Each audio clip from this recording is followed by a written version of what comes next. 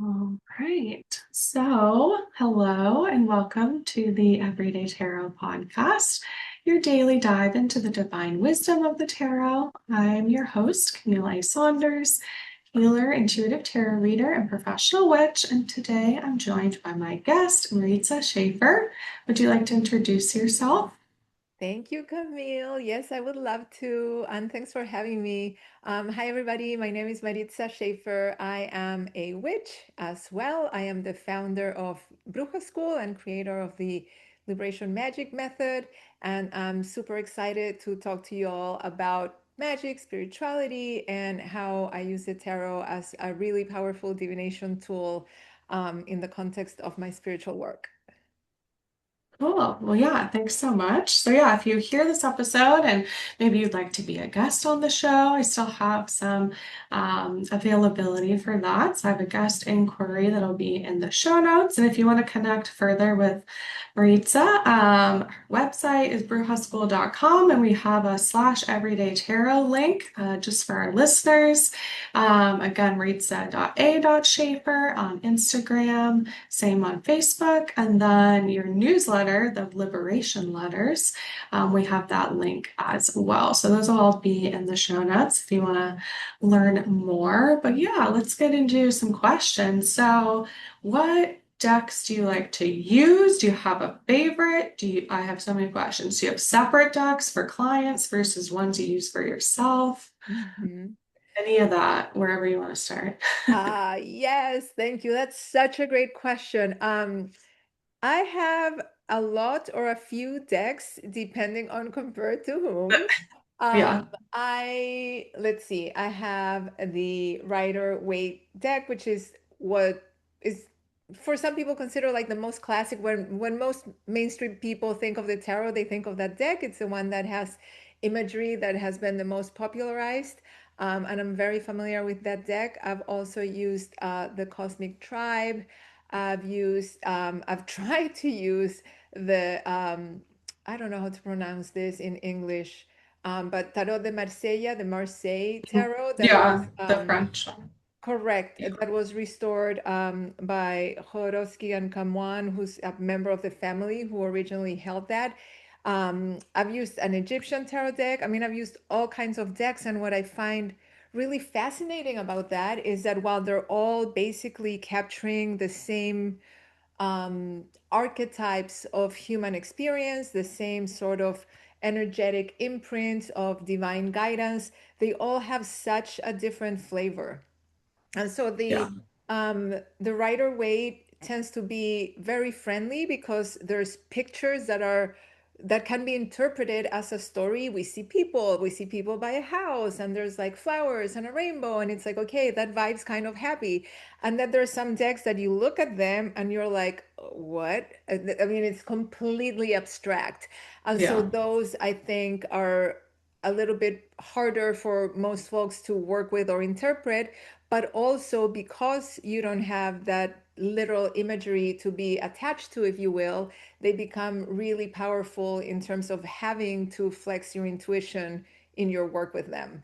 Um, so yeah, and I had just very recently was gifted a very sweet deck called the Lunasol Tarot deck. I'm not super Okay. familiar with it yet because it's brand new, but it's Yeah. always exciting when I get a new deck in my hands, and so I'll be playing with that in the very near future. And I usually have is that true? I was gonna say I usually have separate decks for myself and for my clients, which is true, but not recently. Recently, I just Okay. went on a, I don't know, adventure of like I'm just gonna use this one deck for everything, and I've been using the Rider Waite deck this year for everything, more than anything as an experiment, and because I get bored of decks and I change my mind really. So no real good magical reason for that. Yeah. Yeah. Okay. So yeah, interesting that you're experimenting with, yeah, doing a bit differently. How do you get to know a deck? So you said you have the Luna Soul one that's new. What do you have a process that you always do, or does it depend on the deck? Oh, that's a great question. Let me think about it. No, I don't have a process that I always do. I mean, I think that there's for me anyway, there was a part of the becoming familiar with the tarot in general that's about understanding the different suits and the major and minor arcana and what does that mean. And that tends to be true for all decks, right? And so the um, conceptual infrastructure, if you will, of the tarot, the way I think about it is like, okay, so we have cups, and the way I read that, that represents water and emotion and your heart and the direction of the West. We have wands that are about fire and passion and energy and represent, in the Northern Hemisphere anyway, the direction of the South. We Yeah. have coins or pentacles that are about the earth and money and physicality and your body and health. And then east, rather swords that are associated with communication and language and thought and intellect and the direction of the east. And that is true for all decks. And some of them feel more fiery, some of them feel more Yeah. watery, right? Some of them feel way more grounded. And so that's really where the getting to know the deck, it's not so much about getting to know the meaning of each individual card in the same way that the major arcana, I mean, not all decks are exactly the same, obviously, but for the most part, they will have the Fool and the High Priestess and strength and Yeah. whatnot. And so those things, if you've been working with the tarot for a while, are pretty stable, but the way they manifest in different decks is really different depending on a bunch of things about the deck, right? Like the art, the intention of the artist. In the same way, when you think about Camille, like I'm gonna say the Ten of Pentacles, right? That's a card that's about completion and fulfillment and material achievement, and you could argue stability. And what that looks like for different people can be really, really different. Mm. And so if you Yeah. think about a deck like a different personality embodying those aspects of life, it's easier to understand why they will be the same but different, in the same way that strength looks very different in a 10-year-old boy than in a 75-year-old woman, or that Yeah. the fool, right, might look different at different times of your life, etc. Yeah. Makes sense? Yeah. Yeah, yeah, definitely. Yeah, I think it's like each deck has like its own spirit or soul or like something like you're saying that kind of the way that it, I don't know, shares its wisdom, right, might be different. And yeah, I led a meetup group for a while. I haven't done it super recently where we would just all come and do tarot together, like play and share decks. And I always love seeing other people's decks. It's so fun to like touch them and look at them in person. And yeah, it's just been a cool way to get to see. There's so many decks out there, right? Like you said, right? We all have our own personal collections, and especially if you do it for work, you get even more. But there's always decks that I've never seen or heard about before that I What's love your favorite to. deck? I think like you, it definitely changes. I have all of mine over there. One of my favorites is the Goddess of Love tarot deck by Gabriella Oh, Herstek. yes. I love that one. Very Venusian, and kind of like sex magic-esque, and very self-love too, which I really Mhm. enjoy. I think I just got a new one. I got this Seasons of the Witch, Samhain, Oracle one, which I got a reading done recently, and they used this, and I was like, ooh, now I want it. So it's Oracle, of course, so different structure than tarot, but I love the process of getting to know a new deck. Kind of like you, right? I'll bring it around with me. That's the one I'll usually pull from.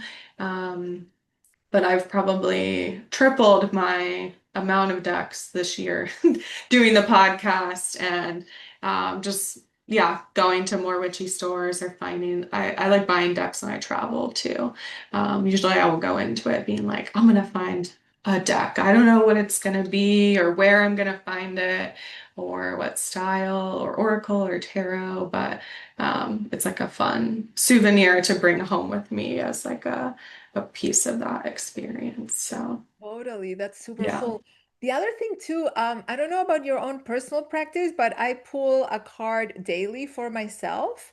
And Okay. Yeah, I so was going to ask about that. Okay. So a yeah, daily and so card. when Yeah. I'm trying to get to know a new deck, I'll just replace the deck that I'm using for the daily pull with that because if nothing else, I'll get 30 cards in a month that I'm looking Yeah. at and becoming familiarized with, from the new deck. And so I think that just that's really another way of just saying getting to use it is how you get to Yeah. know it. Just like dive right in and start pulling cards and see how it feels for you. Yeah. Yeah. Yeah. I like that methodology too, like you're saying, of sort of like, yeah, just bringing it into your daily practice. I would say I was probably more formal about it when I first was getting decks, or maybe I got like one a year or something. So I felt like I had a long time to like, whatever, do the things they say, put it under your pillow or carry it around in your purse or lay out every card and look at it. And I would say my process now, yeah, is a lot more informal. It's like, ooh, this is fun. And usually I pull some cards, like, more daily stuff. Usually I incorporate it into my podcast often of like, okay, great, I'll pull from this today to get to know it. But yeah, this recent deck I got, I definitely have not looked at all the cards, and that's like kind of fun to see what will come out. Exciting. But Yeah, you're touching on something super interesting that I think is very important. There's a ritual aspect of the relationship with the cards that is really sacred and that yeah, really defines your relationship, my relationship with the cards. And so, what you're describing in terms of putting it under your pillow or like laying it all out and making some sort of mandala from all the cards and really getting to know it in this way, I find that a very ceremonial way of doing it. And I yeah, love that. And it's really important. And I think that, and that's just more for each particular deck. What I mean by that is that as opposed to the tarot in general, I know a lot of people that when they're first dabbling, they're pulling some cards and playing with them, like you said, but they're also studying it, right? They're like reading yeah, books about, they look up like Seven of Swords, what does that mean? Or Four of Cups or whatever. And I think there's a lot of value to that. Of course, you want to learn from other people's interpretations and what the wisdom has uh, transpired as over the centuries really, and then you need to make it your own.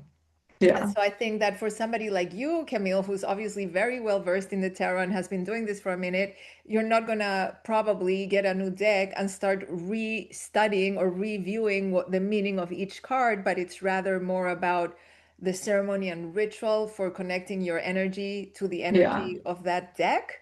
And sort of like what you were mentioning earlier, the energetic imprint of that deck and how does that align with yours? yeah, yeah. I think that's a great way to describe it. Like you're saying, I definitely, yeah, in the beginning was like, let me read a book about how to learn about tarot. Or I felt like there were a lot of people that would just say, like, you need to memorize it. And I was always sort of like, like, that doesn't feel right to me. And I think yeah, tried like, let me read a book that tells me to look at a card a day, or let me look on an app, or it was a lot of like, let me seek information, yeah, outside of myself. Which I think, yeah, we all go through a bit of that process of like, okay, that's our norm. That's often what we're taught in society. And then yeah, for me now, it's a lot more of like, oh no, like the deck knows, I know, right? The energetics, they know, and it just has to kind of like show it to me. That's how it feels now. Like you said, of sort of getting to, yeah, like align with the energy of the deck is a lot more of and I think, yeah, with things like Oracle, where, right, I don't really know the structure going into it, I do find the process of like uncovering that to be very fun. Or to be like, oh, it's a little surprise. Like, how many cards even are there? I don't know. Um, but yeah, I think in the beginning, I had a much more like academic approach to it, perhaps, of like research and doing the tarot journaling every time I did a spread. And yeah, now it's very like, I write down stuff if I want to, or I'll share things, but especially with doing my podcasts, I definitely am doing tarot every day. So that's also been like a fun, yeah, a fun way to practice in that way. And I know for me on the podcast, yeah, I pretty much always will pull a card at the end and I will often like not know what deck is gonna like who wants to who wants to show up on this episode. Mhm. And I'll kind of roll my chair over to my bookshelf and pick the one that feels good or aligned with whatever I'm talking about. But yeah, that's a fun process too of just kind of I love sort of like the live in the moment present aspect of it to see what comes out. Camille, when you say since the podcast you're doing tarot every day, what does that look like for you? Are you doing readings for people every day? Are you pulling cards for yourself? Like, how are you in the practice? Yeah. Yeah, I would say I pull cards for myself. Uh-huh.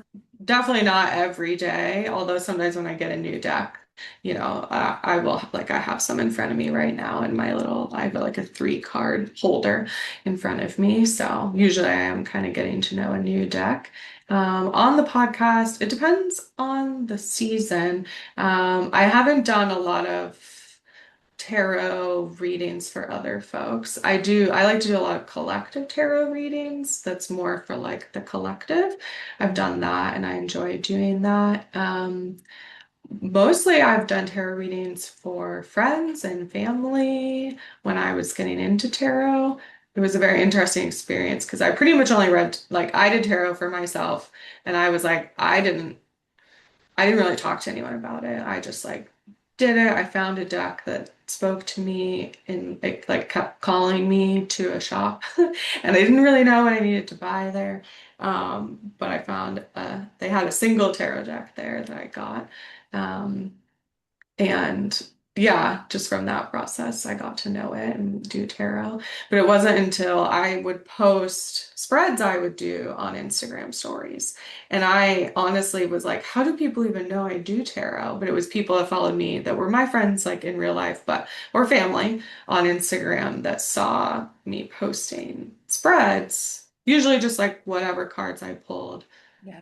I probably wouldn't even say like what the spread was or anything. It was just like pictures of cards. And that's when people started asking, like, oh, would you want to do a tarot reading for me? Or again, kind of like friends or things like that or family. And that's when I felt like that really catapulted my understanding of the tarot was when I had to start thinking about it for other people and tuning into like their energy and trying not to like bring too much of my own kind of like this is what I see into it, but laying out the cards, kind of like going through what I think the deck is saying, and then getting feedback from whoever was getting the reading about what their experience was. And that was very cool. And again, sort of, I had people in my life that I was like, oh, I didn't know you would be interested in this, or like that you would, whatever, believe in this, or like my dad asking me for a tarot reading, where I was like, oh, okay, not who I expected. Um, and then since then, I've done it in more of like, I had a booth at our local like Pride event this year and had my whole kind of like podcast advertising set up and was just pulling cards for anyone that was coming by for free and just kind of like, and that was very fun because of course I was like, I don't know these people at all. And that was fun too, to just get to see. To me, it always is like, oh, the tarot is like so real. Like, I don't have to know anything about the person, but that they hear the message that like is for them. That's how Mhm. I feel. But yeah, I think that answered your question. I don't remember what it was now, but yeah, that's been kind of my experience. And then yeah, I guess yeah, I do. It depends on the season of like what I'm doing on the podcast for. I've done like seasons that are all tarot spreads, so I'm like doing someone else's spread every time.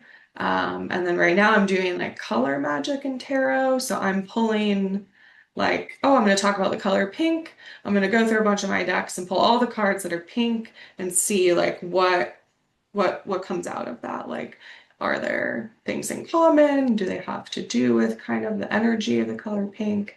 So yeah, it just kind of depends. And then usually I pull a card at the end.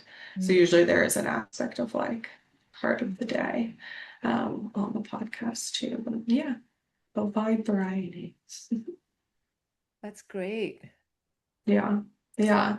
So yeah, I'm curious, how would you describe your style of reading tarot? Yeah.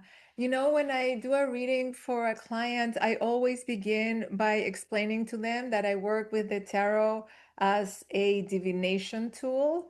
And what I mean by that is that it's a tool to connect with the divine or divine aspects of yourself, whatever understanding you have of that, that is really something that's inherent to all people, that may or may not have a name, kind of the mystery. God, the universe, whatever you want, that's always present. But because of human nature and because especially of the 21st century, we rarely slow down enough to connect with that, right? And so there's a lot of wisdom available to us that we're not fully paying attention to on our daily lives. And so the tarot is a way to slow down and get an energetic snapshot of what's going on for you today, a lot of which you may not be consciously aware of, like I said, but that's again what's real at the moment. And then if you like it, keep going, and if you don't, do something different, right? And so I try to also clarify to people that divination as in connecting with the divine, not as in divining the future. What happens is that very often the tarot brings something up, and reading the spread for the person, or we're having a conversation, and then a few weeks or a few months later they'll come back to me and be like, oh my god, how did you know? And I'm like, I didn't know anything. What happened was I described to you again the energetic snapshot of your life at that moment. And if that kept going, that was going to be the obvious outcome. And that kept going and you got the obvious outcome. Like it's not anything more mysterious than that, right? And so I always want to make it super clear to people that it's a tool for self-reflection, sorry, self-reflection, and it's meant to be quite empowering, as opposed to, oh no, the card said X will happen, and I don't like X. What am I going to do? It's like, no, the card's saying like right now, X is looking like a possibility, and then you have agency, right? You get to choose how Yeah. you're going to respond to that. And so, yeah, it's really, I think of the tarot more than anything as a tool for reconnection of a person to their own soul, so that they can get guidance in their real life. So it can be used, and I do use it a lot for, spiritual growth and personal development, but also for like really specific, like real, like, am I going to take that job? Yes or no? Is this person good for me? Yes or no? Like more very tangible things as well. So I really love about it that it's quite multifaceted in that way. If you want to use it like we were talking about earlier, Camille, in this very ceremonial way, so that you're, in a sacred space and basically communing with your own spirit, totally a fabulous tool for that. And if you want some real guidance on like, hey, I have this business opportunity, I'm not sure what do the cards say, also very practical. I find that the tarot can give me really practical advice as well. Yeah. Yeah. I like that. And yeah, I feel like I've never heard someone talk about like the divine and then divination. And somehow I'm like, I've never even thought of the fact that like, yeah, divining it what has to do with the divine and not just like you're saying, kind of this like looking towards the future. I feel like pop culture has done tarot a disservice or like tarot readers a disservice by sort of focusing on the like this is the future. It's set in stone. You have to be terrified of it, right? I feel well, I did a whole season on tarot and pop culture, and I was like, oh, like most of the pop culture depictions of tarot, I don't love, and I don't really feel like that's how I do tarot.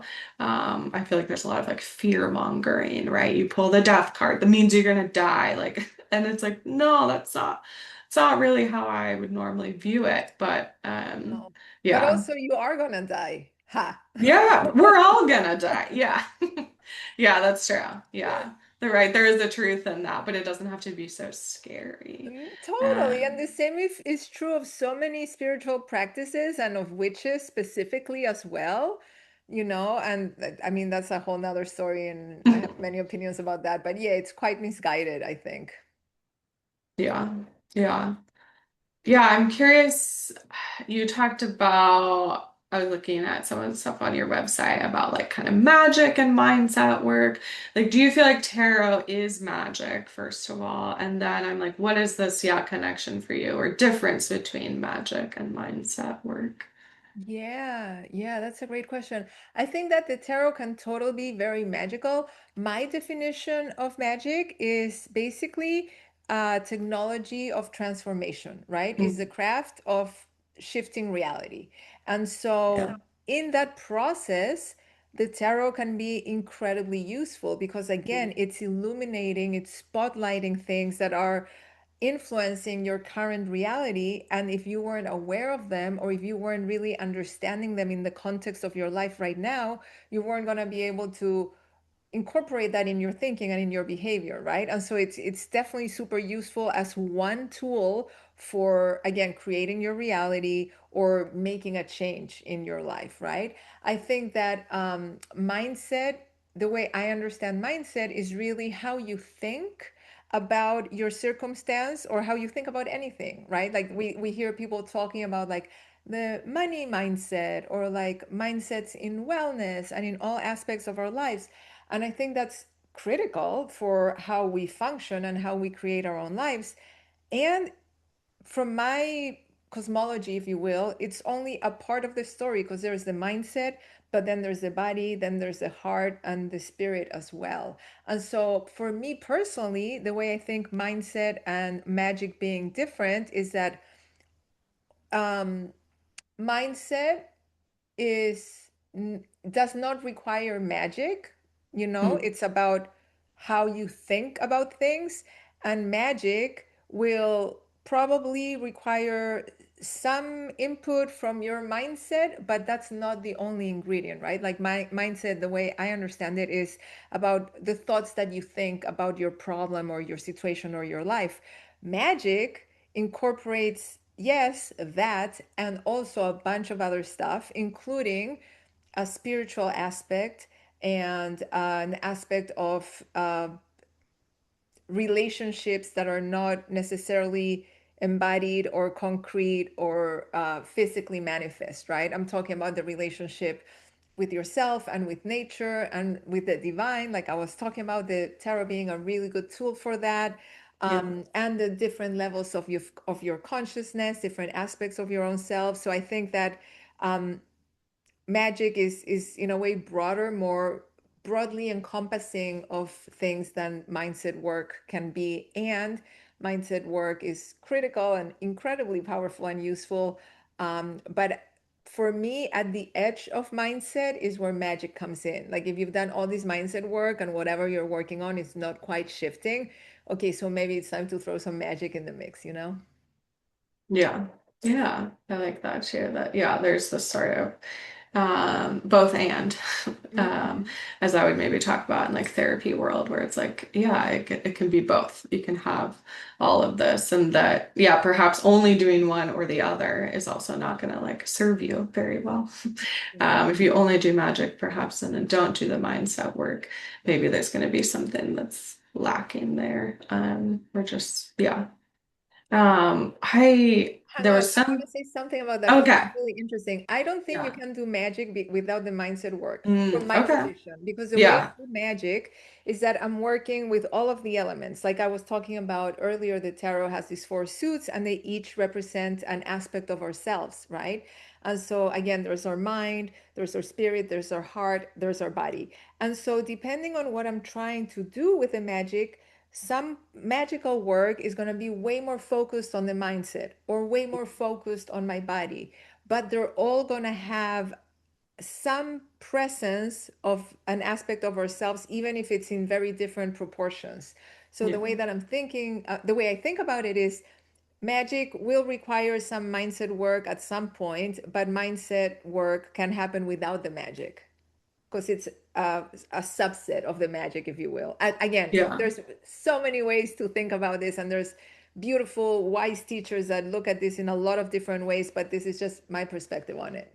Yeah. Yeah, that I got this image of like, yeah, mindset is like part of the pie. It's like a slice of the pie, but there's all these other components. Yeah, I'd be curious for you to share more, you sort of said like from your own, spiritual practice, or there was also something you said earlier, like about language that made me think about like, oh, do you I guess like I assume you speak Spanish, but that's perhaps an incorrect assumption. But I do. um, yeah, I was curious about like, do you do readings in like just how you think about just because language changes the mind and how we think about things differently, perhaps in English versus Spanish. So let me think about what my actual question is. But yeah, I guess maybe share some a bit about your magical practice or your kind of like lineage if you care to do so. And then maybe I'll ask my more language specific questions once we hear some about that. Because I know some, but I want you to share it too. Yeah, sure. I mean, so what I teach is the liberation magic method. And so it's composed of three different elements. It's about learning about the three different levels of your consciousness, right? So your conscious mind, your subconscious mind, and your superconscious or divine self, and how they work together, or sometimes they don't. And that's why you might be running into some trouble. I talked about three magical axioms that are basically inherent truths of reality that dictate how things are and evolve. And when you're familiar with them, your magic becomes a lot more powerful. So the axioms are everything is born, grows, dies, and is reborn. Can talk a lot about why that's relevant for magic. The second axiom is that paradox is life's organizing principle. So it's really about getting people comfortable with this idea, Camille, like you were saying, of the both and.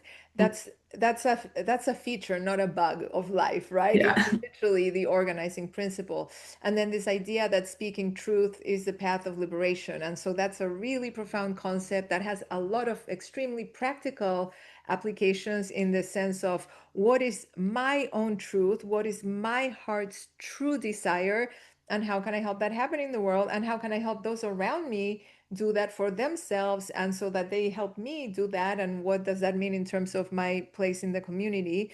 And then I also work with the elemental framework, which is, the elements that are represented by the tarot: the water, fire, earth, air, aspects of ourselves, times of day, seasons of the year. It's, this long list of associations with those things. And so what I tell my students is that magic is experiential. It's very not heady. So when you're hearing me be like blah blah blah, this, that, the other thing, it's quite overwhelming. But when you put all those labels on the table, you realize that what you're really naming are these incredibly powerful ingredients of understanding, so that you can work with them and make magic, right? Work magic, like cast a spell and make a drastic change in your life. And really, a lot of folks come to me because they want help, right, with something specific. They've been in therapy for a long time, but they're still single. They can't find a partner, or they've done all the mindset work, like you're saying, but they're still not able to make more money or whatever it is. And it's like, yeah, we can totally make that happen. That's like really important.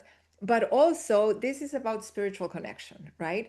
And when you have that spiritual connection, it's not just me sitting at my beautiful altar by myself, although that is a part of it for me, but it's about the fact that we're all spiritual beings. And if I'm spiritually connected, I cannot be disconnected from you and everybody. And that has all kinds of implications.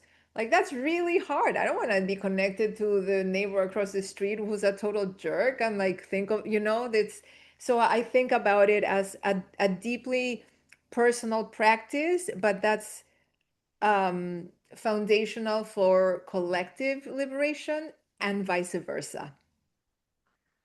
Yeah. I'm like, what was the question? I just went on a rampage. I think I just asked about your personal like practice and So how, that's my yeah, personal practice. So what yeah, that looks like in practice is that I let's see. I work with the tarot a lot, as you might imagine. That's why I'm here today. So that's a huge part of my practice. I work with students in my Liberation Magic program. I do a lot of meditation and energy work. I cast spells for myself, on rare occasion for others. I would rather not do that, because I like people to own their own agency, but sometimes it's appropriate, so I will do that. And most importantly, I don't think of this as a thing out there. It's not like, Mm, I think of my work as outside of myself. I think, uh, even as my relationships as outside of myself, but I think about my spiritual practice as the foundational, super integral part of my manifestation, right? My incarnation, my expression as a human being that's really inseparable, inseparable from what I'm here to be, experience, and do. So yeah. it's really hard to describe because of that. It's kind of like, you wake up and you're witching, Yeah. not by virtue of Yeah. doing anything other than being how you be, right? Yeah. Yeah. Do you feel like you were always that? Were you always waking up and witching? Yeah. Totally. I mean, and Yeah. that also means, I mean, unrelated to that, and because I also wake up and I'm human, so many days just suck. And like, Yeah. there's no magic in the world that's gonna have you Yeah. avoid the human experience. And so that's something too that I'm really passionate about, because I don't know, my analysis is that sometimes people are looking for like a spiritual out from human suffering, which is Yeah. completely understandable, and none of us want to be having a shitty time, like that's just obvious. But also I believe that difficulty is inherent to the human experience and it's unavoidable, and so it's not about not having any hardship in your life, but rather about what are you going to do with it? Can you transform it? Can you accept it? Can you integrate it? Can you use it as a lesson for others? Can you use it as like something that will help you grow rather than, victimizing yourself? Yeah. Yeah. And yeah, it was making me think about again some of like the when you talk about advocacy as being important too, because in our material world, Mhm. advocacy is also some of the things that we can do and change. And yeah, I just wanted to kind of pull that out as like you're saying, right? We can't necessarily just be in magical world or think that that's separate from kind of what we might need to be doing in, like I would say, the material world to make change in the ways that we would like to see, so that perhaps the world would not feel as, I don't know, tumultuous. Like you said, I don't think that that's ever going to mean that we don't have stress or we don't have challenge. Um, but yeah, I feel like I've seen, like you said, people kind of turn to magic and then sort of perhaps ignore things that they could be doing in real life is how it feels. But like in going out and doing things, I don't know, voting, protesting, like being involved in politics, just other things too that become a part of that. Correct. And I think that's totally people's prerogative. And if that's, what they choose to do, that's okay. And also, I believe for me that just by sheer virtue of getting a ticket to ride this rock we call Earth, it comes with a set of responsibilities, right? And so I think that, because I don't just quote believe, but I have the experience of all of us being one and being interconnected. If you're getting screwed over, sooner or later, I'm going to get screwed over. And Mm, my pain, yeah. sooner or later, it's going to hurt you. So even if it's not from an altruistic, like this is a good way to be as a human perspective, it's in your own best interest to realize that we're all bound together, right? In our destinies in a very real way. And so I think that a lot of the magic for me is getting real again, speaking truth, being the path of liberation about why some things are the way they are, who's in charge, who's benefiting from them, what is my part in them, because we all have a part in them, and not hiding out and hoping that it won't impact us, because it might not in our lifetimes, but it will it might impact your grandchildren. You know what I mean? Yeah. Like it's everybody's responsibility. And so I'm also quite passionate about that. I'm really worried is not the right word. Aware, I guess. I don't know, cognizant of um using spirituality as a way to sort of bypass political responsibility. I have opinions about that.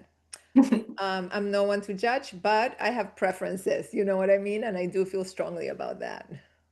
Yeah. Yeah. And I feel like we're coming back to this point of like the both and. It's like you need advocacy in addition to your magic, and that, yeah, maybe we can't, just do one or the other, or that they're going to affect different things, but yeah, that we can sort of spiritually bypass sometimes the choices we could be making or impacting other people's lives. And like you said, yeah, thinking about I it just makes me think of like ancestors or like lineage where um where sometimes we think about the past of like generational trauma. Mhm.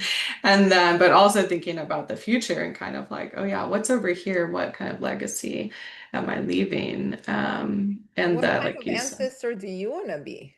Yeah, yeah, which again, I'm like, oh, in this time of year, and this sort of like Samhain grief, dark, cold, at least where I live in the Northern Hemisphere, part of the year, I feel like that comes up a lot for people. Yeah. And I feel like yeah, it's important to think of, yeah, the sort of forward and backwards of lineage, as well. Yeah, and that. Yeah, I mean, part of why I like doing collective tarot readings is because I feel like there's something that everyone can get out of like the Hmm. same reading. And again, maybe they don't get the same thing out of it, but Yeah.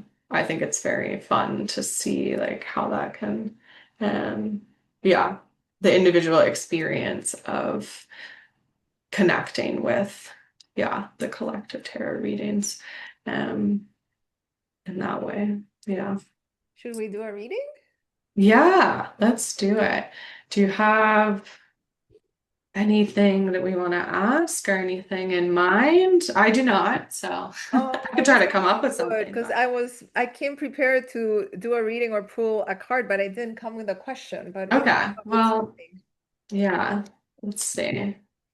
Trying to think Camille, do about we want what. to do something like a brief reading or pull a card for the collective, or what are your thoughts? Did you want to ask something for you personally, or how would you want to handle Hmm. this? Hmm. Um, I think something for the collective would be good.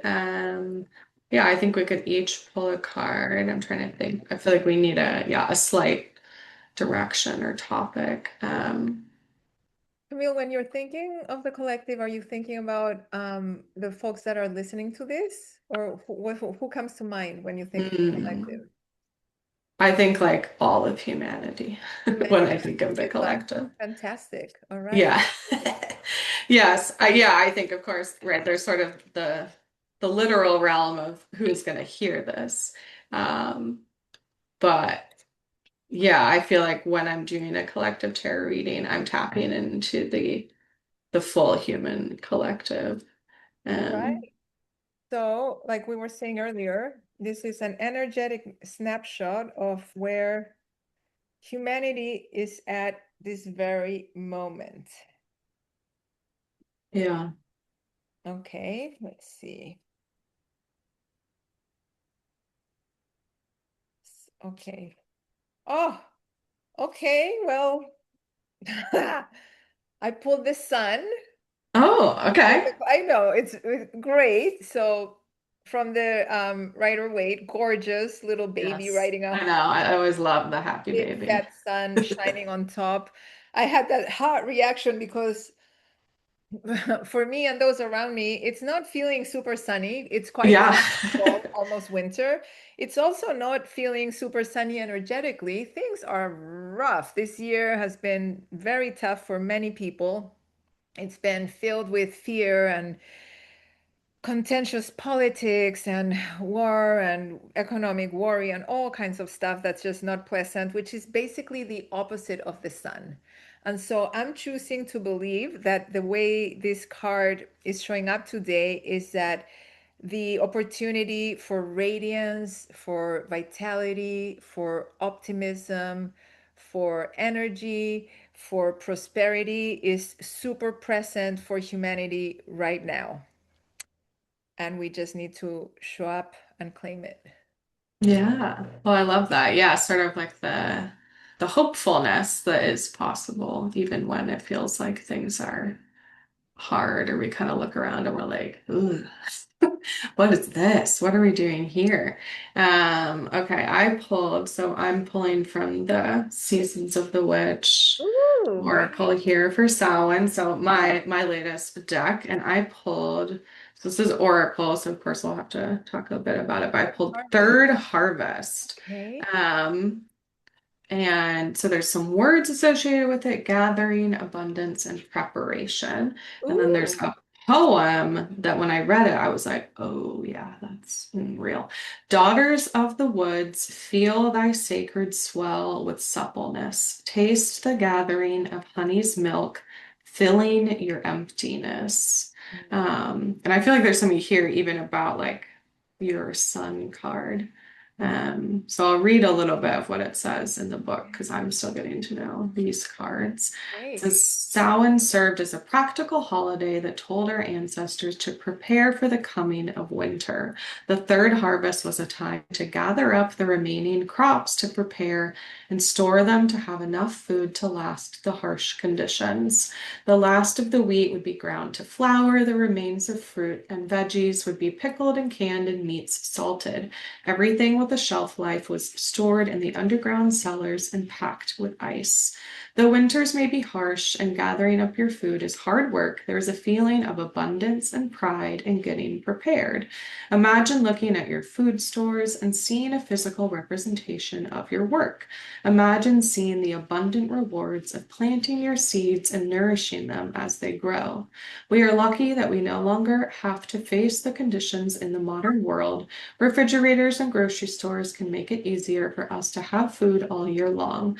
Perhaps that is why the overall idea of preparation is maybe no longer as important to all of us. If you are holding the third harvest, you are being guided to gather up your accomplishments and to celebrate your wins. Take a look at everything you've done and achieved.